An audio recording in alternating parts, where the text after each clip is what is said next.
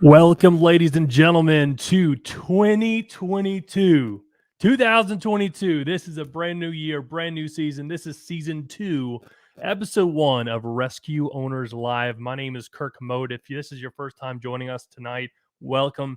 You're in for a treat. You're on also with your favorite co-host, and her name is Beth Mote, and we are the dynamic duo. Duo. Yeah. Dual. Duo. We're fencing with swords sometimes. So, I mean, it could go either way. So tonight, I thought it would be real fitting if we could do an annual review and / annual planning, right? So what's happened so often as an entrepreneur is we work in the business more than we work on the business. And there's a balance, because if you're working in the business 24/7, guess what? You don't own a business anymore. You own a job, a job. All right.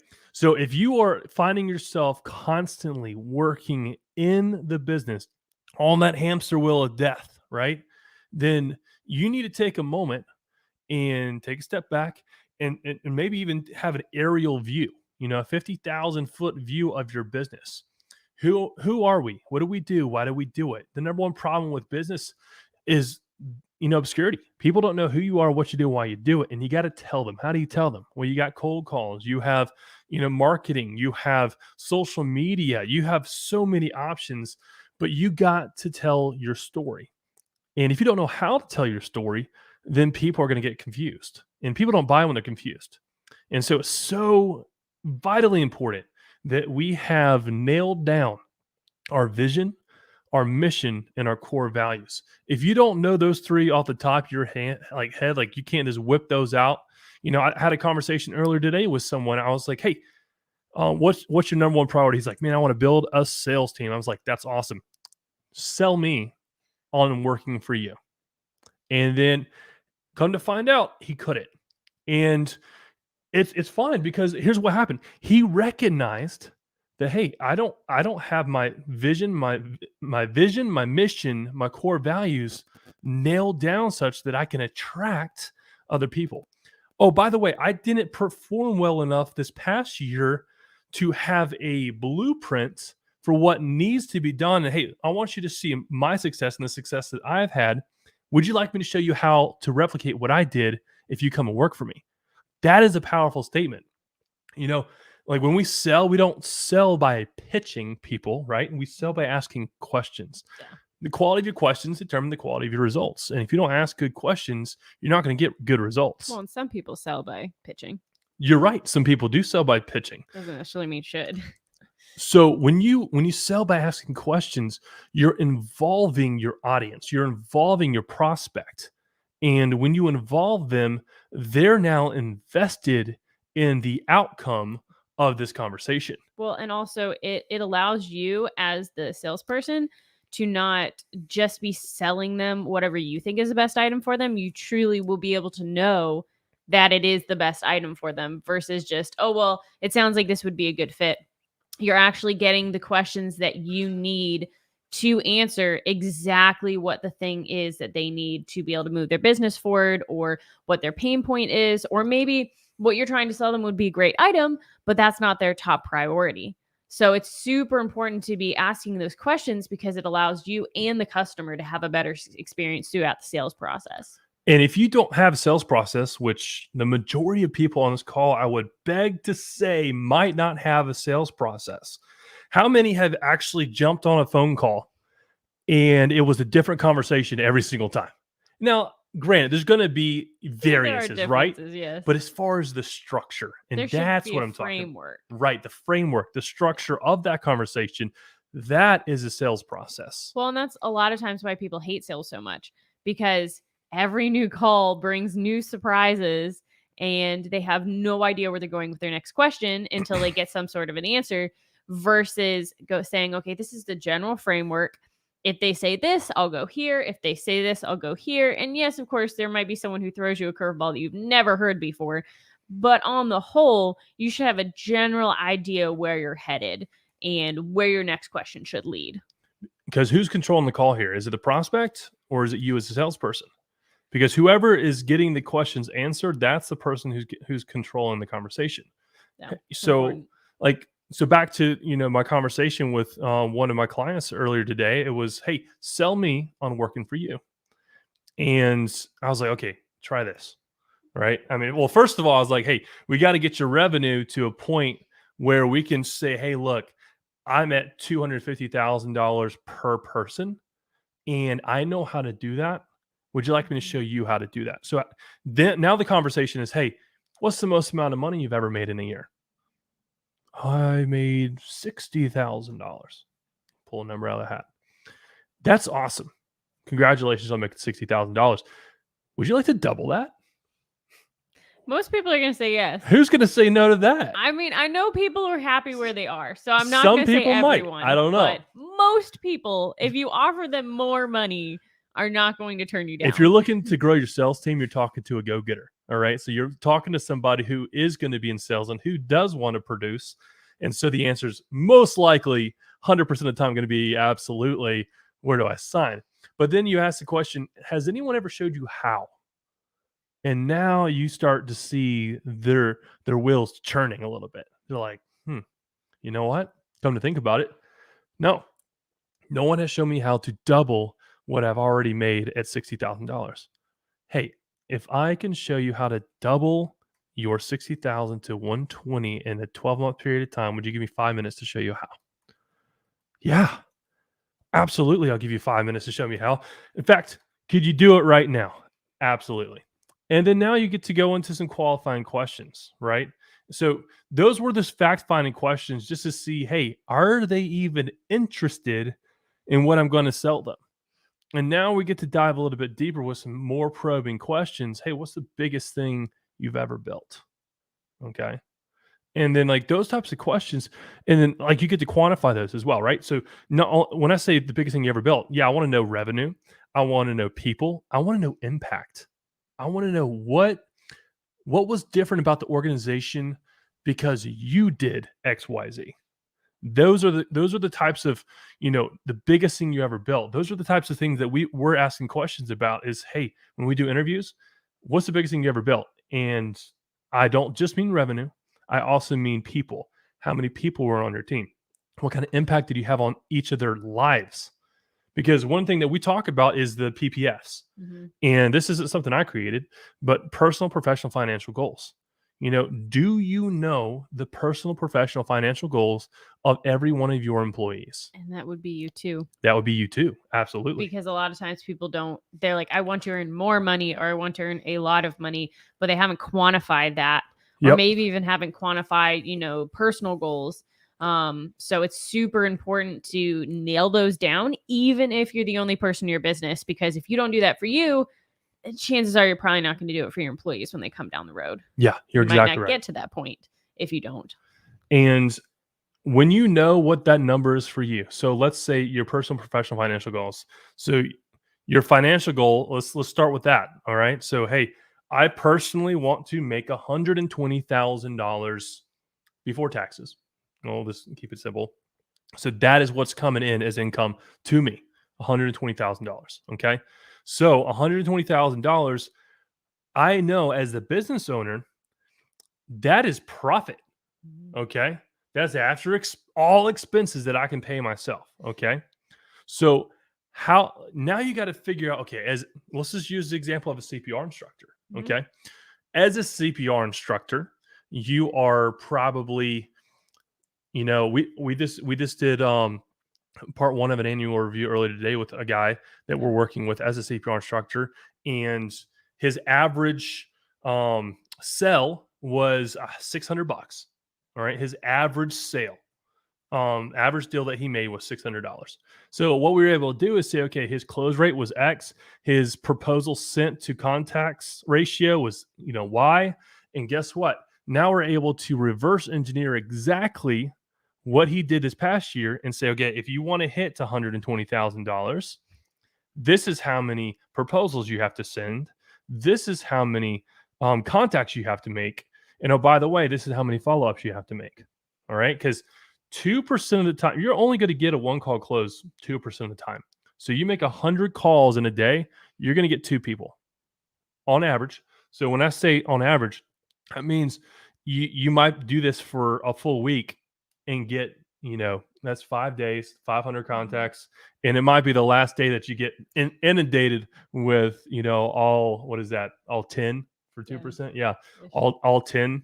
So the law of averages is one call close 2% of the time. 80% of people close between the 8th and the 12th follow-up.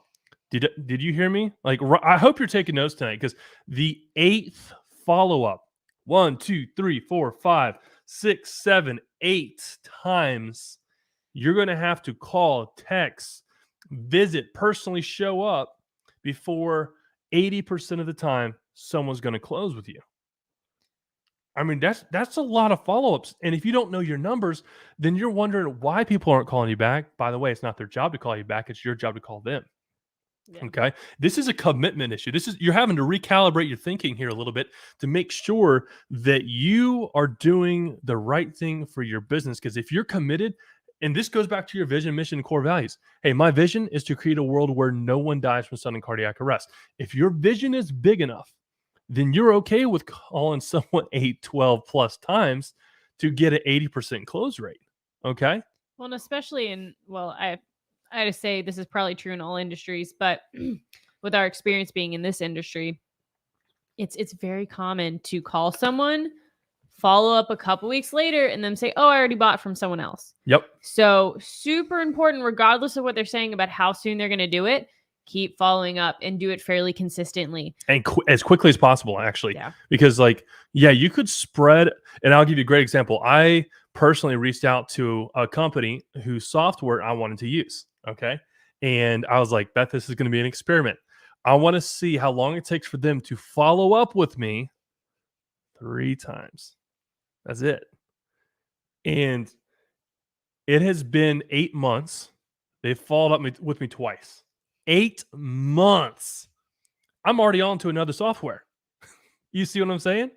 Because they weren't committed enough to their, service, their product, to be like, hey, I know your life will be better with it than without it.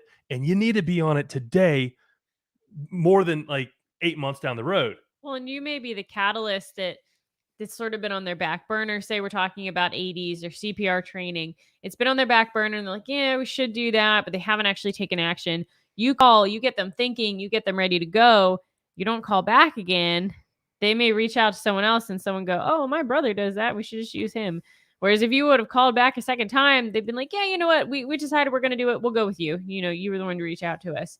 And secondly, as a CPR instructor, it's important to note too, just that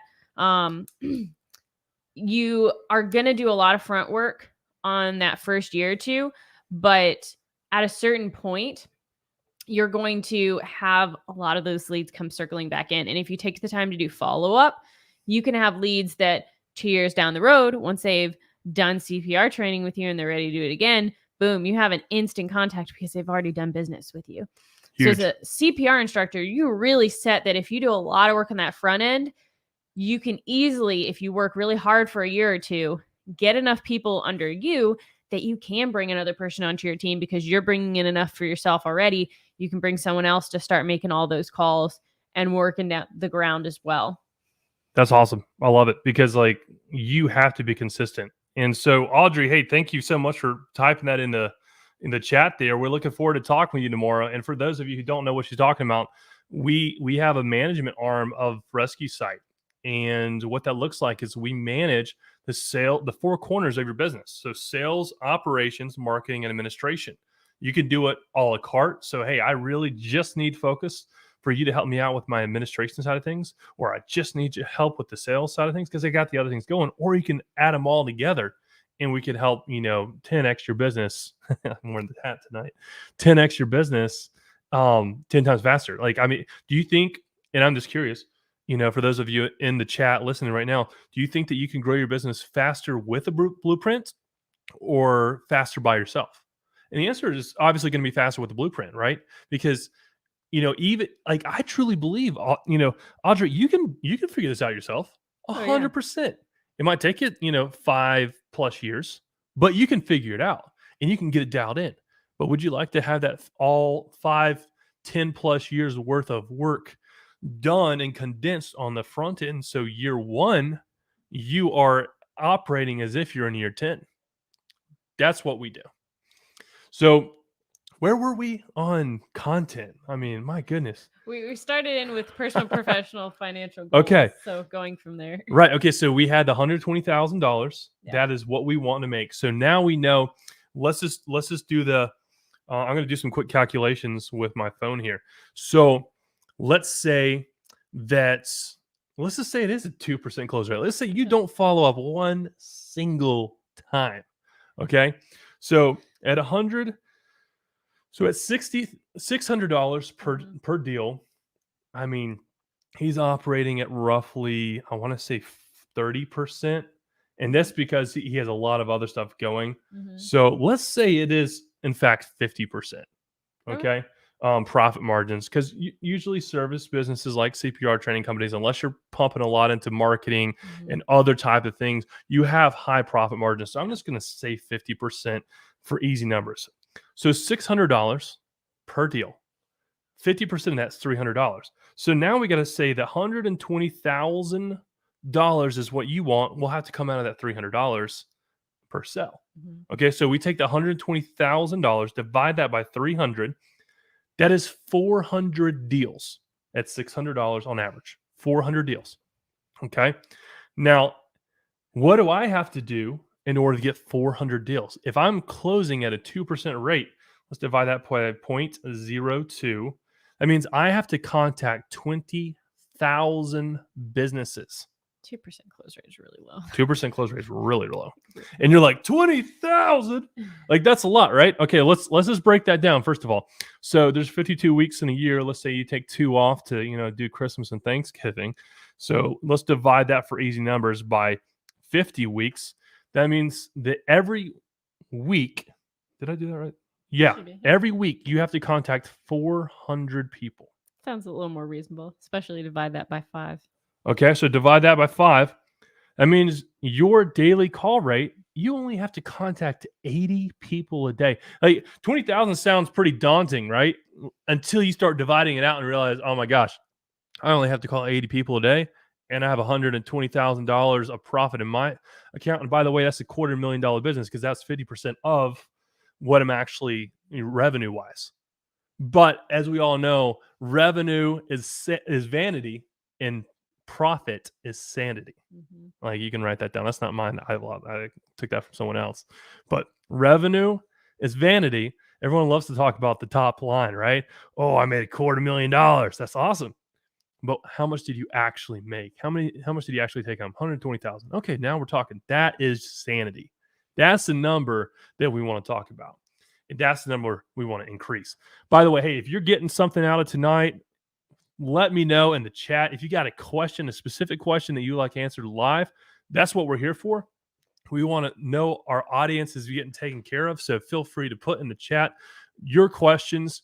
And by the way, while you're looking at your feed, hit that share button, because I guarantee you there's someone in your audience, someone in your network, someone we're streaming on YouTube, Facebook, LinkedIn. So wherever you're watching in on tonight, make sure that you hit that share button, because I guarantee you someone in your network needs to hear what we're talking about tonight. Okay. All right. So moving on. So here's a great exercise I love to do. And that is, hey, business greats. What are the top 3 things that happened this past year? And if you're active in the chat and you got something you want to share, some wins with us, feel free to dump them in the chat. We'd love to, pull it up on the screen, let everyone know that you're killing it. Okay. But celebrate with you. Exactly. So whether you're going to do that or not, I do want you to, on your own time, and I hope you're taking notes tonight. It was funny. Who was that? One of our very first Rescue Owners Live. Yeah. She took 7 pages of notes. I think it was, I'm blanking. I'll tell you later. It'll come to us. I can see her. You know who it is. I know who it is. Yeah. So anyway, all that to say is, doesn't matter whether you're listening to something, whether you're watching something, whether you're reading something, take notes. I mean, I literally have this notepad It's already needing a new page. Full of notes. And these are the stuff I scribble throughout the day. And then I'll document it in my CRM. And for those of you who don't know what a CRM is, that stands for Customer Relationship Management. And I highly recommend every single person on this call get one. There's so many out there. The one I use is HubSpot. And you can get, and there's a free version of HubSpot that has everything that you need in order to be successful starting out. It's a pretty robust version for free, honestly. Absolutely. So keeping track of all the people that you've ever done business with. I mean, literally, it has an app too. So, like, when I make phone calls, I'm tracking the call. And when I say tracking, I'm like not like recording the call. I guess I could, but what I'm doing is, I pull up the app, logging it. Logging it. Thank you. That's the word I was looking for. I find the person I want to talk to. I hit their name. I hit call, and now what pops up on my screen is a place for me to take notes about that call. If I'm mobile, if I'm, in front of my desk, I'm doing this on the desk version, right? Well, and it's also just helpful to know when you last contacted them. It is so it's vital, because now you have records of, hey, this is what we spoke about. This is what was agreed upon. Because especially as you get bigger, you're going to have conversations with people saying, hey, he said, she said, you said, and it's like, I know for a fact that I said this. And it's like, well, you don't have proof. It's not a bad idea either to send like an email follow-up after a phone call. 100%. If you've talked about like orders or business things, it's a good thing that doesn't always happen. It's almost always a regret when it doesn't. But don't assume that's just going to be super easy. Prepare for the worst. Always send an email afterwards saying, hey, this is what's talked about. Then if anything was misunderstood via talking, via phone call, they could say, oh, I thought we said this, not this. Especially, I mean, we're dealing with international banks. We're dealing with multiple countries. We're dealing with multiple languages. I mean, I literally was on a phone call with an interpreter the other day. You gotta be careful when you're doing that kind of stuff. You got to make sure that it is so crystal clear, the conversation that was had. Roles, responsibilities, processes, procedures need to be nailed out so well. And you think it's an overkill, it's not. Well, and if you have multiple people involved, even more so, the more people that you add, once you branch outside of 2 people where there can already be miscommunication, it just gets exponentially more complicated. And so even more important to have that written record of what everyone's doing. So and no business is too small to start this at all, because it's a good habit to get into place. Right. Because what you do now is what you're going to do as you get bigger. And if you form good habits now, it'll be easier to continue good habits as you grow, as opposed to having to reinvent the wheel. There's reasons why there are break points in businesses. And, I think it's like 3 million. Man, I wish I had the actual, 3, 8, 15. Yeah, I think it's something 15. like that. So like there are break points in businesses. So like 3 million, 8 million, 15 million, and so forth and so on.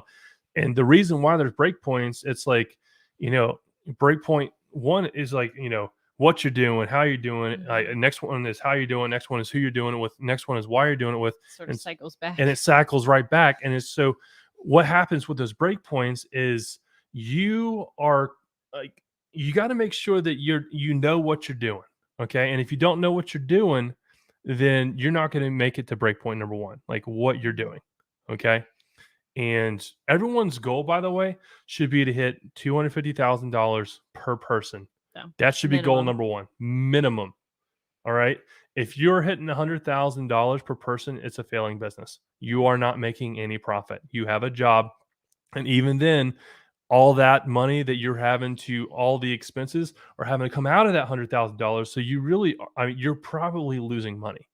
It's not until you hit 250 that you are hitting around 15% profitability on average. And then at 500,000, you're looking at roughly 30% profitability. And it's important as business owners, a lot of times we can get into the habit of, oh, it's my time, so it doesn't count, or it's free.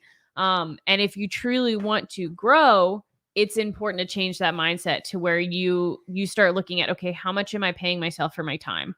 What is my time worth? And figuring out those tasks that are below your pay grade, essentially, so that you can get to a point where what your quote unquote hourly rate is considered goes up, so that you can focus on those high level tasks versus really small level tasks that might be still super important, but someone else can do. Yeah. So back to like the check-in, if you would, as far as your business for this past year, a review. The first question I always ask is, "Hey, what are my top 3 business greats? What are the like if I were to create a highlight reel of last year's, for your business, and you can do this for yourself personally, by the way, which I think is a great thing to do. Yeah. But we're specifically talking about businesses tonight. What are the top 3 things that were highlights for you in your business this past year? Now, once you figure those out, I want you to ask the question, hey, what was an unexpected business great? Okay, this could be a 4th thing, or it could be, one of the 3, or it could be something that now you're thinking a little bit deeper and you're like, I didn't even remember about this, but yeah, this was an unexpected great. I was able to open up my first business location. That's awesome. Huge, right? That might have been an unexpected great if it wasn't part of your previous annual planning, which by the way, a lot of people don't do annual planning, which you're already starting out the year off negatively because you don't have a direction for where you're going. So important to have a direction because by the way, the person I'm talking about previously that said, hey, I want a sales team, you can't align, attract, and develop a sales team and maintain, right? And keep them unless you have a vision, unless you have a mission that's so big that you can't do it by yourself. Well, and you're actually following by all of them. And yeah, you got to walk the talk too. That's great if you have it on a piece of paper, but if you're not making decisions in light of your core values, aka having them memorized and knowing them, and you're not sieving things through what your mission and your vision is, then that they're worthless at that point. So our 6 core values: inspiration, discipline, accountability, transparency, alignment, and results. And so when we have something come up where we're like, ooh, that's a shiny object, that sounds like a cool idea, let's check it out. First thing I'm going to ask is, hey, is that inspirational to me? Is that inspirational to my employees? Is that inspirational to my competition? Is that inspirational to my prospects? Those are the 4 questions I ask. And then I just go down the line. Is it discipline? Am I being disciplined by chasing the shiny object, if it is in fact a shiny object, right? Because I know as an entrepreneur, and I've been guilty of this too, and I'm nipping it in the bud, right? I'm just completely nipping it in the bud, but as best I can. I don't know what you're talking about, so. Oh, chasing shiny objects. Oh, okay. Yeah. Yes, definitely. And I think if you're a visionary, which most entrepreneurs are, the head people are, you're gonna struggle with this. It's so hard not to do that. Yeah. That is definitely more Kirk than my role, but I'm more the. And that's why discipline is one of our core values, by the way. Yeah. I have to have discipline in what I pursue and what I spend my time on and in. Because if I'm wasting my time doing things that aren't revenue generating, tasks, then who else is going to do those revenue generating tasks at the high level of what I'm doing? Well, and if you're not have that clearly defined as you grow a team, they're not going to have any sort of clarity of where they're headed and what they should be focusing on if their leader isn't doing so and they're constantly popcorning around. So that's super important as well as you grow. Next question is personal great. We like I said, we talk about personal, professional, financial goals. It is so vitally important that we put ourselves in the equation of the business, because especially as a single business owner, right? Mm-hmm. Which, by the way, is I think 2/3 of you out there. Yeah. So you have 31.5 million small to mid-sized businesses here in the U.S. alone, and 25 million of those are single owner businesses. Okay. And did you know that number almost matches exactly the number of businesses that fail cyclically every 60 months? So every 5 years, 2/3 of businesses fail. And it's because they haven't grown a team.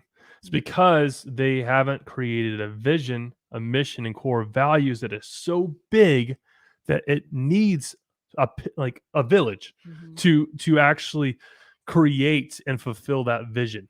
Well, and they often aren't generating the revenue they need to bring anybody. They don't know how to generate revenue. Yep.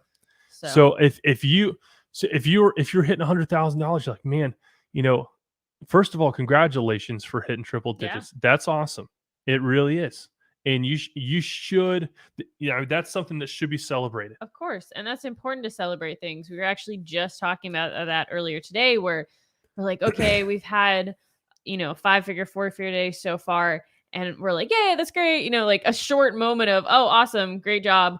And move on. I'm like, we really should celebrate that more, Yeah. because if nothing else, on a psychological level, your brain, if you really get excited over something and really take the time to actively celebrate in whatever way is going to be the most meaningful to you, your brain's going to want to repeat it more. Oh, yeah. Whereas if you just, it's exciting, yeah, but if you just go, oh, yeah, good job, pat in the back, and move on, you're not ingraining quite as good a sense of like, oh, this is awesome, I should do it again.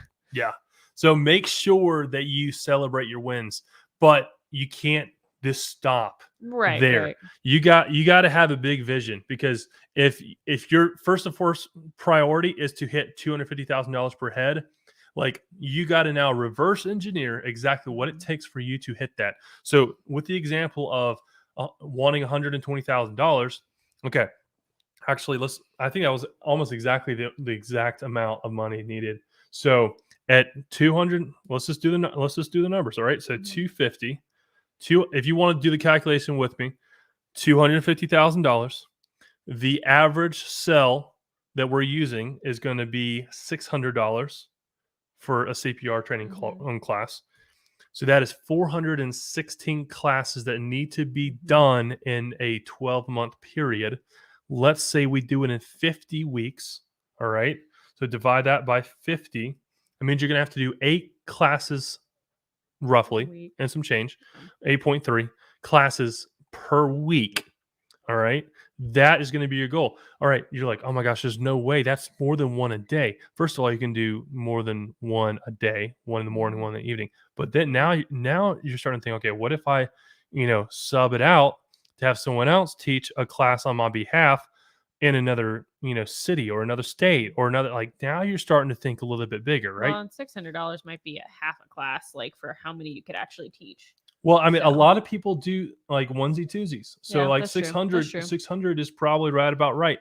So like, and everyone's a little bit different. So when we do classes, we require, a class to be purchased. It's not per person, it's per class. And it's up to you to, fill that class, up with a full class of 10, right? The only time when that would be a little bit different would be if you have your own location, then obviously it's more cycle likely them in. That you just have Absolutely. Like, hey, this is the class time that we have open. Anybody can sign up that can. Yeah, if you have your own physical location, if you have a co-working location, I would post as many classes as possible that you're able to be available to teach, and just cycle them through as quickly as possible, and then you'll hit those numbers. Well, and it's easier to group together a lot of single people then if you have that option versus, oh, I'm going to meet this person at their house and this person at their church and this person at their work. Right. You can say, hey, I got 3 people who want a class. This is the time that I'm open, that I'm working at my office. Sign up for that. Sort of consolidate. So the next thing I would like to talk about tonight is going to be a SWOT analysis. Has anyone ever heard of a SWOT analysis before? Like I know, like I went to business school, so like we did them like every day. Like, it was just something what we did is like, let me see your SWOT analysis for the XYZ company. I was like, okay, here it is. Whereas I had never done. She has never done one before. I came from music school. So what a great like combination. So SWOT analysis. It stands for your strengths, your weaknesses, your opportunities, and your threats. And so it is so like what I would do is, hey, let's take a minute right now. What is your top strength? Let's not even worry about creating a list. What would you say your number one strength, your superpower? What is that? Think about that. Write it down. Beth, what would you say? My strength. Your strength? You personally. I'm very organized. That's exactly what I was going to say if you didn't. So organization. So like for Beth, she would write down organization. Yeah. All right. And so like for your business, you are an extension of your business, especially if you're a single owner, LLC, a business, whatever the case may be, Inc., Incorporated, C Corp, S Corp. Most of them are LLCs. Most of them I are would say. LLCs. So now you do this for yourself personally, and then you're able to do it for your business as well, because you are your business. And by the way, to the extent you take your body seriously, you'll take your business seriously. So that's a little side note. I know this is, the first of the year. You just walk into the gym. You're like seeing people you've never seen before. It's like, whoa, what's People going on doing here? Haven't seen strange you things. ever. And let's see how That's long you good, last. though. It's No, it's good it's they're great. coming It's in. great. But guess what? Like it's great if they are consistent. Yeah. And that is the goal for your business as Every well. attempt gets them one step closer. Okay. You're a forever optimist over there. What I'm saying is, as a business owner, you have to be consistent Yes. No, you in do. all things, because what you'll notice is when you stop being consistent with yourself, you become inconsistent. Is that even a word? Inconsistent. Inconsistent with your business. Well, and I was reading a book by John Maxwell. He's a great author. Wait, which one? 21 21? Irrefutable Laws of Yeah. Leadership, I believe is what it's called. And he was discussing how the hardest thing for a leader is not leading other people. Mhm. It's not, leading the specific ones around you. He listed off a bunch of things. It's not what it is. But the hardest part about being a leader is leading yourself. Yeah. Because it's one thing to tell someone what to do, and it's nothing to do it yourself. And that can be challenging. And there's, been things as we looked over our business, our personal lives, that we said, okay, we're not doing as good a job actually actively doing this throughout our business, our lives, as much as we say we should be doing it. And so taking account of that, dealing with the spots that hurt a little bit and saying, okay, now what are we going to do to change that? And not just saying, okay, well, it'd be nice if we started doing XYZ, but hey, this is an actionable plan that after a month, I want to be here. Okay, so what does it take weekly getting there? Awesome. Okay, in order to hit the weekly goal, what do we have to do daily? And just work your way back, whether it be a personal, fitness goal or business goal or a phone call goal with sales. Work your way back, figure out what that looks like, and then optimally you're hitting your target every single day. But in the beginning, I'd say it's smart to look at it as a weekly goal. Mm-hmm. And so say Monday you were supposed to make 200 calls and you made 200 calls. 50. 80 calls was what we talked about Okay, earlier, fine. Beth. They can handle it. So you're supposed to make 80 calls and you make 20. So maybe Tuesday you make up 30 of those. Wednesday you make up another 20. Thursday you make up another 10. And by Friday you're like, okay, I'm almost back to my goal again. And it's doable. So just look at it as a sliding scale. Not every day will be perfect, but you want to get as close to your goal as possible, because all those things are going to multiply and add up. 100%. And to change, you need to change. You need to change. That's exactly right. And I don't always know where you're going. It's true. So it's so simple. It's profound. To change, you got to change. All right. It is so simple. So if you truly want to make a change in your life, you got to do something differently. And it's not by adding something new. It's by removing something. I would consider, like, if you're one of those people that, write down goals, if you're one of those people, which you should be, by the way, you should be goal oriented. You should have KPIs, which stands for key performance indicators. You should have these things that you're tracking on a day. Hey, what gets measured gets accomplished. And if you're not measuring anything, you're probably not accomplishing much. And so I would highly encourage for you to sit down tonight and recognize, hey, I need KPIs. I need key performance indicators. Let me see if I can pull up mine. I should have them right here. Let's see. And even as you make New Year's resolutions, I know when I take the time to not just say, oh, I'm going to stretch every single day, but every day on my calendar write, yes, I stretched. Yes, I stretched. There's enough of a physical aspect to that outside of the thing itself of yes, I did this task, that you're more likely to do it than if you just mentally go, yeah, I didn't know I did. Or no, I didn't. Yeah, I did. Yeah, so I have a ton. I'll mention a few. Workout, by the way, is number one on my list. 6 times a week. I'll take a seventh day off, and really I'm not because I'm typically walking or You got a or doggo. hiking or something with the dog. But as far as actually hitting the gym, 6 days a week. Okay, that's my minimum standard. By the way, like that is my minimum standard. I have a sales training every single day. I'm training on Cardone University. I'm making sure that my mind is sharp for when I'm about to talk to other potential, prospects on. My job is to turn, people into prospects, from prospects to a success story. That's my job. I want to be able to tell the world that, hey, I was able to help, Audrey, who we're going to have a contact tomorrow with. We're going to do a demo with her, and we're going to tell her, who we are, what we do, why we do it. And my job is to turn Audrey from a prospect into a success story so I can bring her on Rescue Owners Live and say, hey, look what Audrey did in the first 90 days on being on our platform. Would you like to do the same? Right? That's my job. So that's why I do sales training every single day. Okay. Executive meeting. Actually, okay, and let's clarify every single day, every single working day. So if I'm not working on a Sunday, I'm not necessarily training. I sometimes watch videos on It's good Sunday, too, but it's but also on good to give yourself a little break. our standard for employees is to, if you're going to work, if you're going to talk to a client, if you're going to sell to someone today, you have to train first. All right. But not only do you have to train, we have executive meetings, we have an office meeting every single day, we have role playing. That is, me and Beth, like I even did this on a walk the other day with Beth. I was like, hey, I really want to say XYZ to this person. She's like, don't say that. Don't you dare say that. You need to work on your communication skills, Kirk. And so that's exactly what we're doing. I was like, so sometimes, our role play is just kind of let me breathe a little bit and be like, this is what I want to say.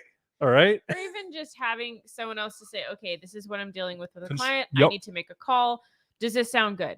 And you're like, that comes off this way. Change your tone or change your wording, Yep. or you can say this and the exact same thing, but it's going to come off much better. Because than she's the not others. emotional about it like I might be, or vice versa. Like Right. she You're might be finding in the heat of someone- something. You're finding someone outside of the situation. Exactly. And that's good even too when you're about to, like, in general role playing, to be able to have things work through of like, hey, I'm about to make a sales call. Maybe it's a different kind of sales call than you normally make, or maybe you're new at this, and in general, you're just wanting to go over what that flow feels like. Have someone do it with you. They can give you different levels of difficulty and make it really easy or start to make it harder.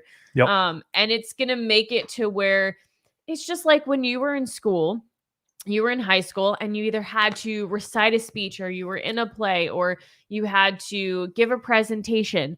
You would tell people you'd do it in your room to yourself, and then you might say it to a friend or a family member, but you would present to someone and you practice. It's the exact same thing. Exact Yeah. same thing. So as far as some revenue producing KPIs that I have for myself, number one is calls. Okay. I have a call volume that I need to do on a daily basis in order to achieve my revenue goal. I then have an appointment based off those calls. I set a certain number of appointments. All right. And so now I have an appointment goal of what I need to hit on a daily basis. And then I have a demos. By the way, those are going to be two different numbers. You're like, why are appointments and demos two different numbers? People cancel. People don't show up.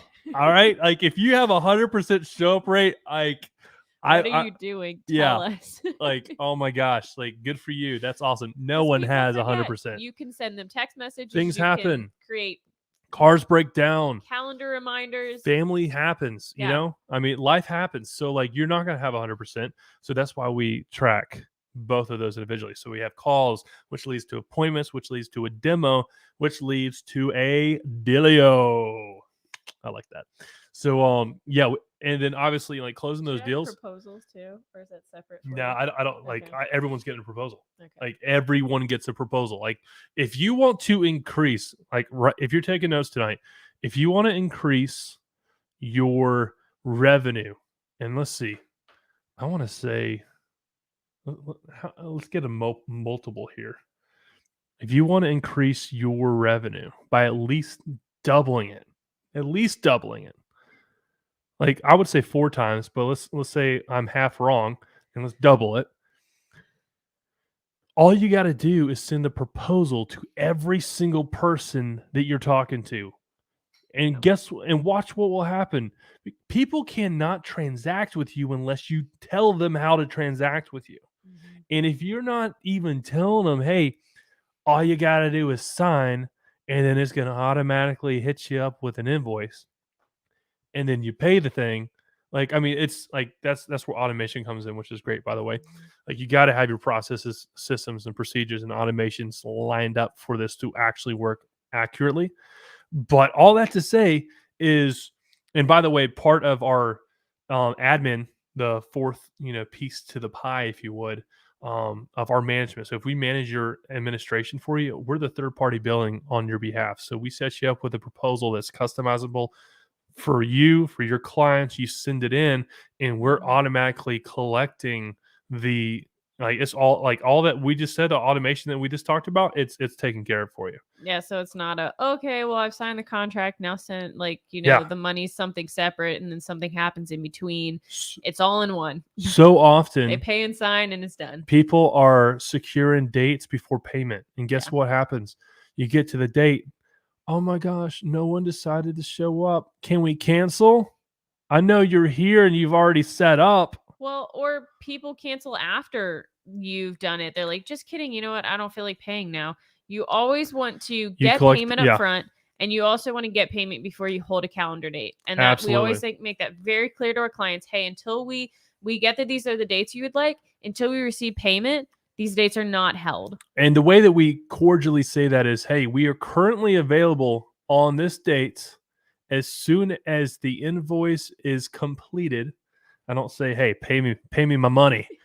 As soon as the invoice is completed, we will secure that date. Yeah, and that's just a nice way of saying, hey, pay me and we'll train you. Yeah, you have to make sure you find nice ways to say it. Yeah, and it's important. Like, communication's important. Like, if you can lose a sale based off your attitude. Oh yeah. Based off your verbiage, based off your posture, or even just not calling back. Oh yeah, that's the biggest thing. Lack of follow-up, because guess what? They're going to buy from someone. Is it going to be you? Well, and maybe they're going to buy from. Let me finish this. Go ahead. They're going to buy from 2 people: the very first person that they talk to, and the very last person that they talk to. Only one of those 2 people, and so you don't know which one they're going to buy from. And so it's your responsibility. If they don't buy from you on that first, call, guess what? That means they're going to buy from the last person they talked to, and that better be you. And how do you do that? You got to follow up. You got to have a follow-up sequence. You got to be calling. I'm getting choked up on this follow-up. You got to call. You got to text. You got to do a video message. I love video messages. Hey, this is Kirk with the rescue site. Great talking with you on the phone today. I want you to know I just sent you a proposal. Go ahead and complete it, and we'll get that date secure for you. Talk to you soon. What? He's already sent me a proposal? It's in my inbox? Like, I do this while I'm talking to people. That's how automated and things are. Like, when they work well, and people know it. And people lose trust if you don't know your numbers, if you don't know, if you have to hesitate, if you have any kind of issues, people lose trust instantly. Moving forward with the planning. What were you going to say? No, it's fine. Moving forward with the planning. Oh, no. It's not important now. Moving forward with the planning. It's not even important. Man, I just completely killed it. It's okay. All right. So just to confirm, your SWOT analysis is your strengths. What's the top things that you are strong? It's your superpower, better than anyone else. I want you to write those down. Your weaknesses. Hey, no one is perfect. All right. Myself included. I just completely botched whatever Beth was going to tell us and share with us because I just had to run my mouth. Okay.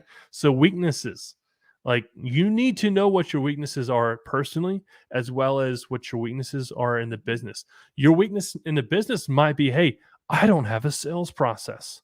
I don't do sales training. That's a weakness, right? If you don't know how to talk to people, if you don't know how to handle objections, like, hey, this is Kirk with Rescue Site. Give me say like I'm not interested. Give me an objection. I don't need that. Of course you don't need that. I mean, I didn't need it until I needed it. Like if you were to say if you don't know what to respond, See if it's an AD, you should have been like, of course you don't need that right now. right? Ooh. It's like a But fire when you need it extinguisher. tomorrow, It's like a fire extinguisher. Sometimes you just got to connect the dots in people's heads because people like a defibrillator is one of those things that they don't think about until they need it, and then they don't have it because they never thought about it. or they thought about it and they're like, I probably won't need it. Just like I probably won't need a fire extinguisher. But Right. it's one of those things you can't fix it once you need it. You have to have it beforehand. And by the way, if you have a fire department right next door to you, that is not an excuse for you not to have a defibrillator. Because guess what? They're not there just to serve you. They might be out. They might be patrolling. They might be, they're not just chilling around in the fire department 100% of the time. And that one time that you might need them, guess what? They might be on another call. And if you had a defibrillator in your home, your spouse would be alive today. Your parent would be alive today. Your child would be alive today. My goal is to create a world where no one dies from sudden cardiac arrest. And how do we do that? We get a defibrillator in every single home because 80% of out of hospital cardiac arrests happen at home. That's someone you know, that's someone you love.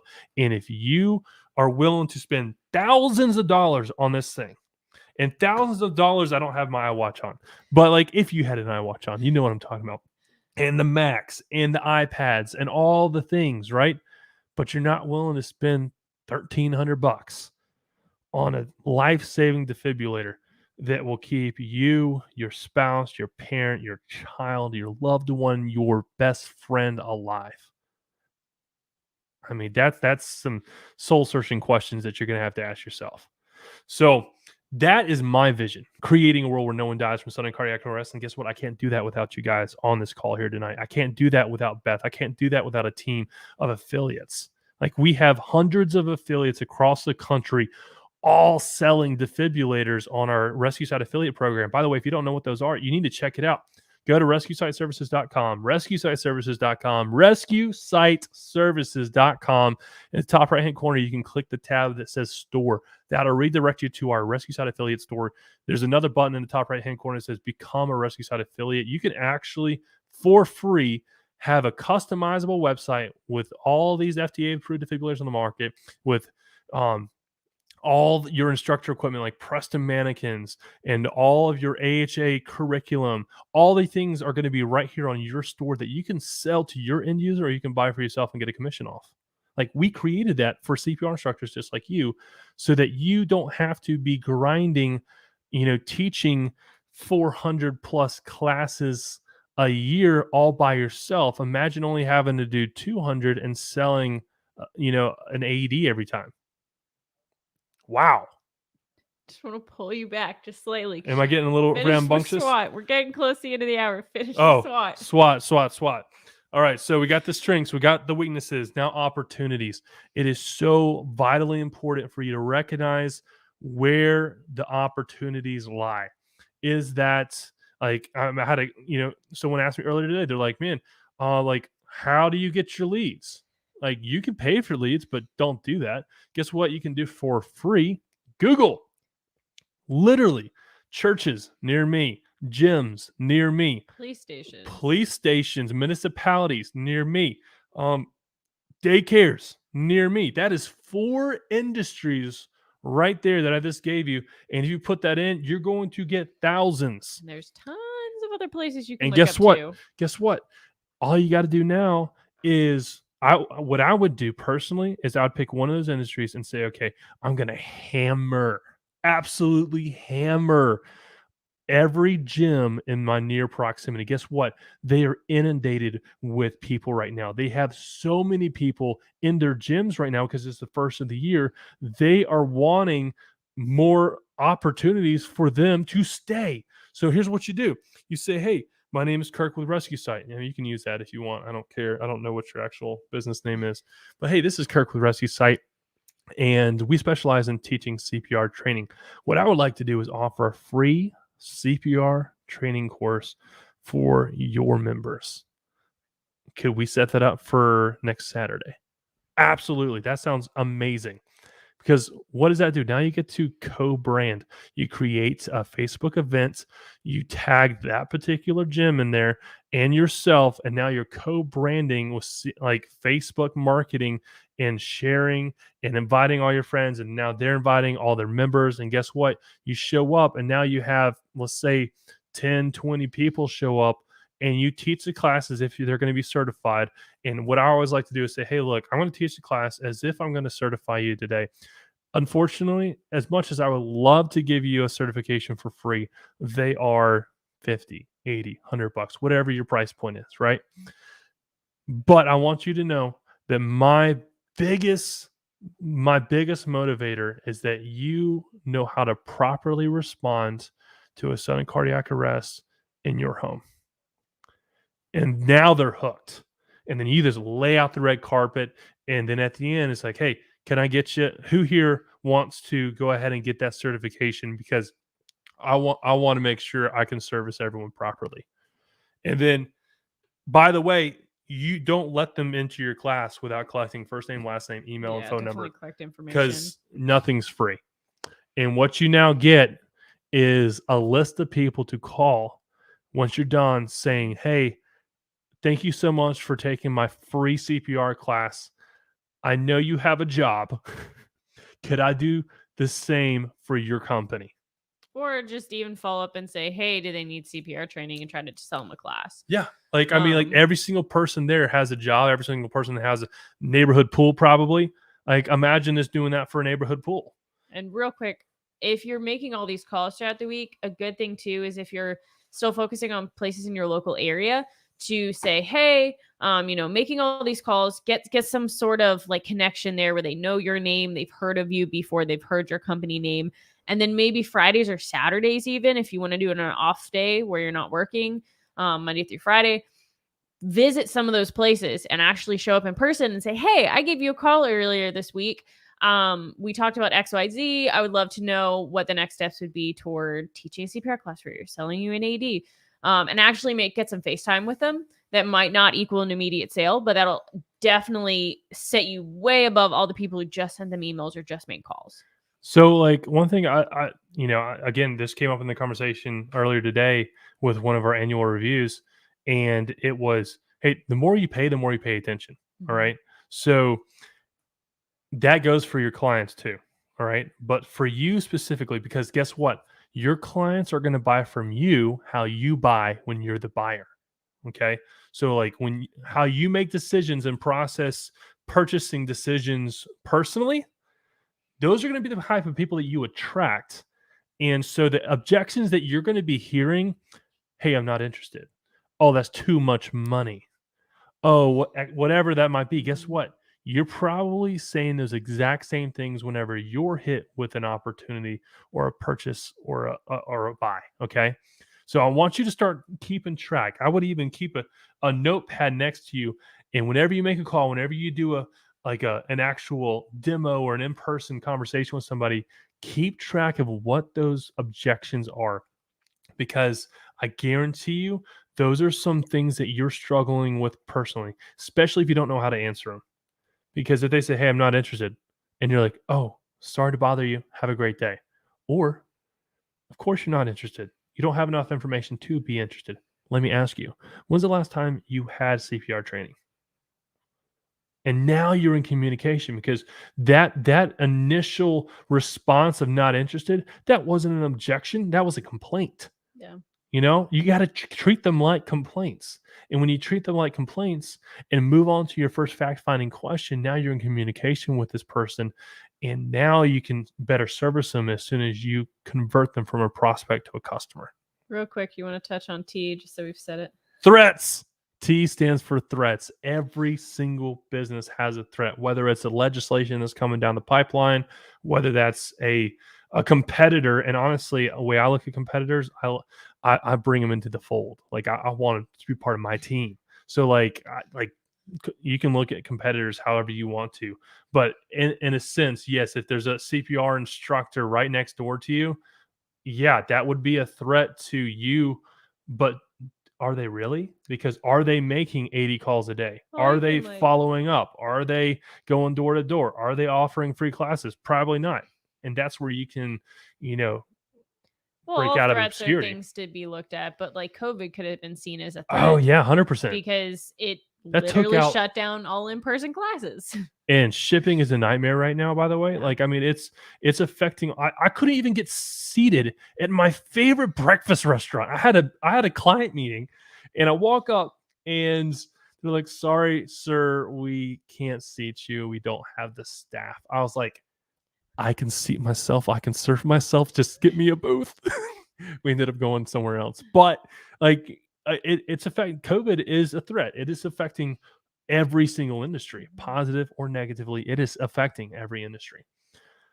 It's already 8:02. My Yeah. gosh. Okay, ladies and gentlemen, I hope you took as much value out of this as we did whenever we did our annual planning. So as we move forward, this is going to be an incredible year. I know it. Beth knows it. I mean, we've already had, 5-figure day on our very first day in business of 2022, This year, yeah. this year. So like, I mean, like we want every single person on this call to be successful. And the best way for you to be successful is we want to provide the information that you need to be successful. So if there's anything specific that you would like to hear on this show, if there are any questions that you want answered, I mean, I would love to have set up a call. We'll set up an appointment, and I'll answer any questions that you have, because I'm not in it to, you got to have revenue to have reach, right? We have a big vision, and it requires, revenue for that reach, but I never want money to get in between me and someone fulfilling their purpose on this planet. So allow me to do that. It's a free call. Support. Could you type that in? Yeah. Email me, support@rescuesiteservices.com, support@rescuesiteservices.com, support@rescuesiteservices.com. And I look forward to seeing you when we set up that appointment. Until then, be great, and I'll see you next Tuesday, 7 to 8 on Rescue Owners Live.